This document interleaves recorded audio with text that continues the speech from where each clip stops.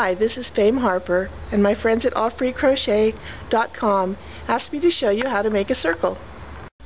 I'm going to make a tutorial on how to make a disc or circle. Many projects are started with a circle.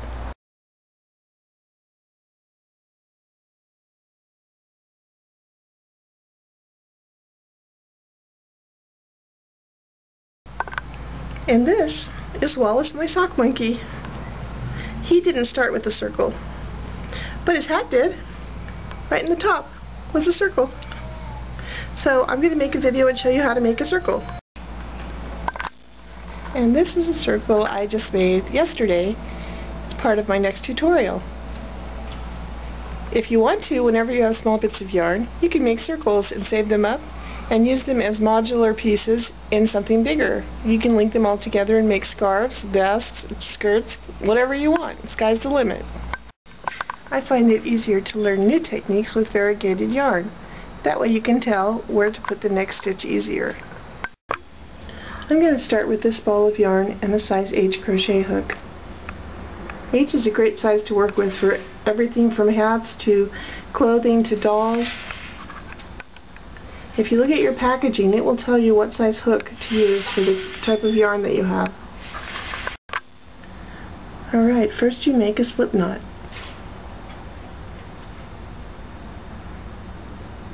Tighten it up on the hook. Wrap your hand in whatever way you prefer to get your tension, and then chain 5. 1, 2, 3, 4, 5. Now, you're going to go back into the very first loop shape here. See that? Go back in there. And then we're going to slip those two together, slip stitch. That means catch your yarn, pull it through the first one and the one on the hook. Now it's fastened together to form a little circle. See that? Today, I think. Anyways, you want to go into that first space and do 2 single crochets. Whenever you do 2 of anything in one space, it's called an increase. If you're going to expand something, the way to do it is with increases. So I'm going to go to 2 single crochets in each space as I go around. See that? So here's the next one. If I chain 5 and I go in every one, I'll end up with 10 after this round. When you're first learning, you might find it helpful to put a safety pin or a stitch marker so you can tell just how many you've done. Now here's my finer thread and my finer hook. What size is this? This is a B.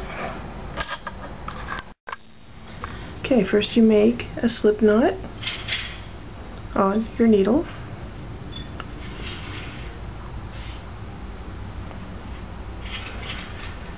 Get a hold of it. Use that tail to hang on to, because it's a little harder, it's more squirrely with the fine yarn, so get a good grip on it. Chain 5.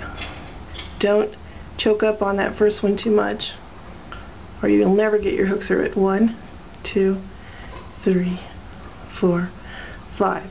Now for fine thread, I find it helps to hold this like a butter knife as opposed to a pencil. A pencil's like this. That's how a lot of crochet is done, but this time you want to hold it like a butter knife.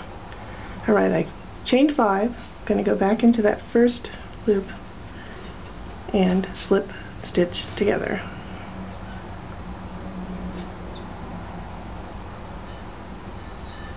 There we go. And then I have a little tiny circle. It's tiny, but I still... So I got my little tiny ring, and I want to do 2, see that first space there? 2 single crochets in that very first space. I have to get a hold of it again. This is a really hard angle to work from, I apologize.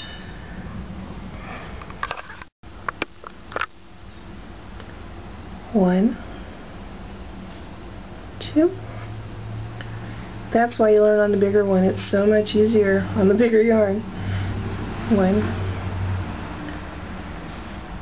2. This technique is also used as a base for snowflakes. If you like to make snowflakes for your tree at the holidays, You can use this to start them out. Alright, and there's my circle. Now if I wanted to make a spiral, I would just keep going around.